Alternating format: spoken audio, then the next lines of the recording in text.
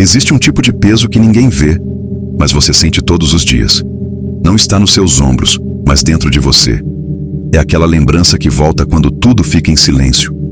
A decisão errada, a palavra que feriu alguém, a fase da sua vida que você preferia apagar. Você segue em frente por fora, mas por dentro continua preso naquele mesmo lugar. E o mais difícil é isso. Talvez Deus já tenha perdoado, mas você ainda não conseguiu se perdoar.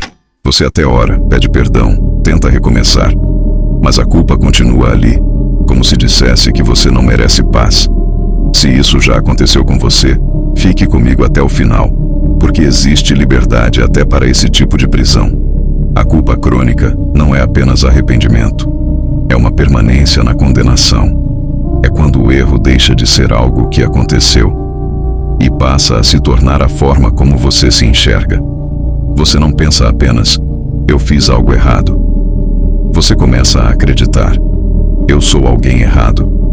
Isso muda tudo, porque a culpa deixa de ser um alerta momentâneo e se transforma em identidade.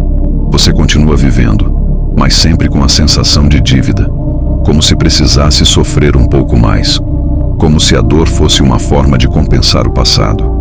E isso prende muitas pessoas, porque elas acreditam que, se pararem de se culpar, estarão minimizando o erro, como se carregar culpa fosse prova de arrependimento. Mas não é. Muitas vezes, é apenas uma prisão emocional disfarçada de responsabilidade. A Bíblia mostra isso de forma muito forte na vida de Judas e Pedro. Os dois erraram profundamente. Judas traiu Jesus. Pedro negou Jesus.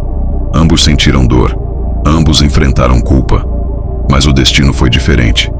Judas permaneceu na condenação. Pedro caminhou para o arrependimento e restauração. A diferença não estava apenas no erro, mas no que fizeram depois dele. Porque culpa sem graça destrói, mas arrependimento com graça transforma. Em 2 Coríntios 7:9 está escrito: a tristeza segundo Deus não produz remorso, mas sim arrependimento para a salvação. Perceba isso. Existe uma tristeza que paralisa, e existe uma tristeza que transforma. Uma mantém você preso, a outra conduz você de volta. E talvez hoje você esteja exatamente nessa fronteira, entre continuar se punindo, ou permitir que Deus realmente cure o que aconteceu. Mas isso exige algo difícil. Aceitar que o perdão de Deus é maior do que a sua autocondenação. E é exatamente aqui que muita gente trava. Porque no fundo, aceitar o perdão parece quase injusto. Você pensa, depois do que eu fiz, como posso simplesmente seguir? Não seria fácil demais? Eu não deveria sentir mais culpa? E sem perceber, você transforma a culpa em uma espécie de penitência, como se permanecer mal fosse uma forma de mostrar sinceridade. Mas a cruz não foi construída para manter você preso, foi construída para libertar. Em 1 João 1:9 está escrito: se confessarmos os nossos pecados, Ele é fiel e justo para perdoar os nossos pecados e nos purificar de toda injustiça. Perceba isso: perdoar e purificar. Não apenas tolerar, não apenas lembrar menos. Purificar. Isso significa que Deus não está oferecendo um perdão parcial. Ele está oferecendo restauração real. Mas muitas vezes, o problema não é Deus te perdoar. É você acreditar que merece ser restaurado. E talvez a resposta seja essa: você não merece. E é exatamente por isso que se chama graça. Se dependesse de merecimento, nenhum de nós teria acesso. A graça não ignora o erro. Ela atravessa o erro. Ela alcança você exatamente no lugar onde a culpa diz que acabou. Mas existe outro ponto importante. Porque se perdoar não significa fingir que nada aconteceu. Significa reconhecer, aprender e seguir diferente. Se existe algo que pode ser reparado, repare. Se existe alguém que precisa ouvir um pedido de perdão, tenha coragem. Se existe uma mudança necessária, assuma. Isso é maturidade. Isso é arrependimento real. Mas depois disso, continuar se punindo não produz santidade, produz prisão. Em Isaías 1:18 está escrito: ainda que os seus pecados sejam vermelhos como escarlate, eles se tornarão brancos como a neve. Perceba a profundidade disso. Não importa o quanto marcou, não importa o quanto pesa. Deus está falando sobre transformação completa. Mas para viver isso, você precisa parar de usar o passado como sentença definitiva. Seu erro explica uma fase.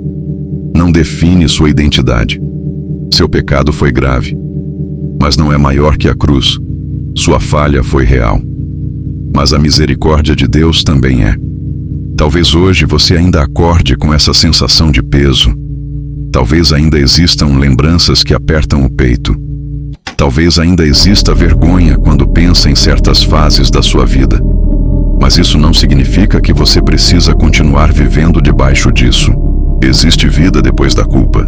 Existe paz depois do arrependimento. Existe liberdade depois da confissão. E talvez o primeiro passo hoje seja esse: parar de discutir com a graça, parar de resistir ao perdão e aceitar que Deus realmente quer restaurar você. Não amanhã, agora. Vamos orar juntos pela sua vida. Senhor, Tu conheces cada pessoa que está escutando esta mensagem. Tu sabes das culpas escondidas, das memórias que ainda pesam e da vergonha que muitos carregam em silêncio. Pai, alcança agora aqueles que estão presos na autocondenação, aqueles que acreditam que erraram demais e que não merecem paz. Traz cura para essa mente cansada e descanso para esse coração sobrecarregado. Ensina-nos a viver o verdadeiro arrependimento, sem permanecer presos no remorso. Dá-nos coragem para corrigir o que for necessário, humildade para pedir perdão e fé para aceitar a Tua graça. E que cada pessoa aqui possa experimentar a liberdade de ser realmente restaurada. Em nome de Jesus. Amém. Se essa mensagem falou com o seu coração hoje, talvez ela não tenha chegado até você por acaso. Muitas pessoas vivem presas à culpa, quando Deus já está oferecendo o recomeço.